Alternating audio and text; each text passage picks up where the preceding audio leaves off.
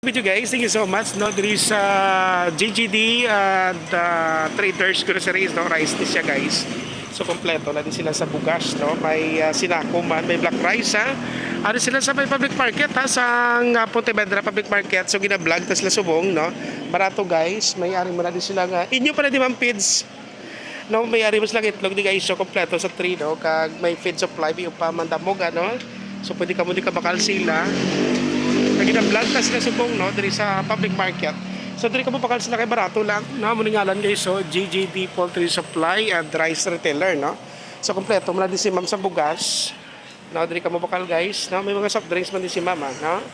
So bakal ka mo din sang bugas, sinako pwede man. Diri sa may public market lagi na siya guys ha. No, before kita bala maglibot sa Piak area or entrance, no. Diri sa may public market. So barato lang gini siya kung gusto niyo makal sa bugas kanto ka mo sa GGD Poultry Supply. Amo ng area nila diri guys, so kompleto ha.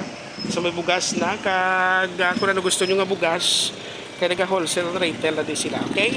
So thank you so much diri sa owner ha. Pwede ka mo ka-call sa number kung mag-order ka mo diri 0950-4279085 no, kag 0966-2708239. So open sila Monday to Sunday ha. So 7:30 until 5:30 lang ma'am.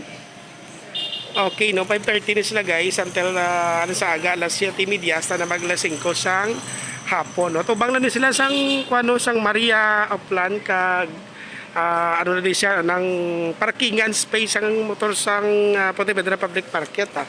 No? So kompleto nga presyo. Okay? So thank you so much sa pagi-follow, pagi-share ang aton sa nga video. Thank you so much.